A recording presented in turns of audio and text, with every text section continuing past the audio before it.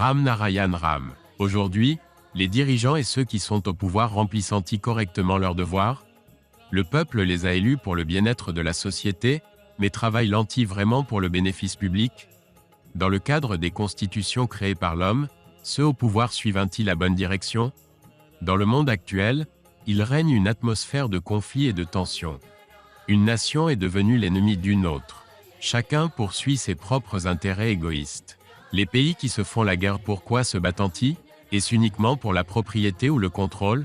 Les gens ont ignoré l'existence de la terre, du ciel et de la nature, et cherchent plutôt leur propre identité. Mais qu'est-ce qui nous appartient réellement ici? Quelqu'un peut-il clarifier cela? Tout ce qui existe est un cadeau de la nature. Alors pourquoi nous battons-nous tous pour notre propre gain? De nos jours, les humains ont oublié qu'ils ne possèdent rien sur cette terre. Les divisions basées sur la religion, la caste et la hiérarchie sociale, est-ce que la nature les a créées? Non, tout cela a été créé par les humains sur terre. C'est entièrement l'œuvre de l'homme. Plus nous exprimons notre gratitude envers la nature, moins cela semble suffisant. C'est uniquement grâce à la nature que nous existons. Sans elle, avons-nous même une identité? La nature nous a donné la vie, et l'intellect et la sagesse. Tout ce que nous réalisons dans la vie est rendu possible grâce à elle. Lorsque nous agissons dans la vie, nous devons écouter notre conscience, car elle nous dit ce qui est juste et ce qui est faux. Souvent, lorsque nous sommes sur le point de faire quelque chose de mal, une voix intérieure nous arrête en disant « Ne fais pas cela, ce n'est pas juste ». Cette voix n'est autre que notre conscience intérieure. Si nous suivons cette voix, nous ne commettrons jamais d'actes répréhensibles et nous avancerons toujours dans la bonne direction. Cependant, aujourd'hui, pour des gains personnels, les humains non seulement nuisent aux autres, mais ignorent également leur voix intérieure. Cela les écarte du bon chemin. Nous devrions constamment rendre hommage au ciel, à la nature, à la terre et à l'énergie. Nous devrions chanter Ram Narayan Ram en continu, car ce mantra contient l'ensemble de l'univers. L'énergie est née du ciel, créant la nature, et de la nature, nous sommes formés. Tous les corps célestes et étoiles ont été créés dans le ciel.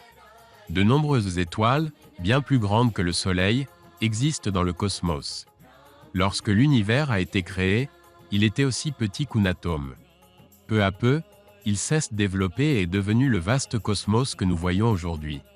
Sur cette Terre, il y a environ 8 milliards de personnes, et leurs corps sont tous faits de Ram Narayan Ram, qui incarnent les 5 éléments. C'est à partir de ces éléments que nous tirons notre énergie et notre sagesse. Cette sagesse nous enseigne le véritable sens de la vie, comment la vivre et quel en est le but. À travers ce programme, nous soulignons à plusieurs reprises que si nous ignorons notre conscience, nous n'atteindrons pas la libération moksha. Comme nous le savons, chaque corps humain héberge 50 000 milliards d'âmes. Nous mangeons des repas pour nous satisfaire, mais si nous ne nourrissons pas ces 50 000 milliards d'âmes en nous, elles périront lentement.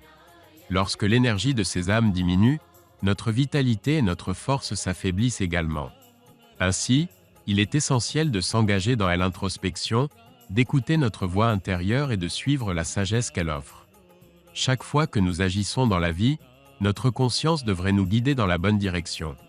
En outre, continuez à chanter Ram Narayan Ram, car ce nom a le pouvoir de transformer votre vie, de réaliser vos désirs et de vous connecter à votre véritable moi intérieur.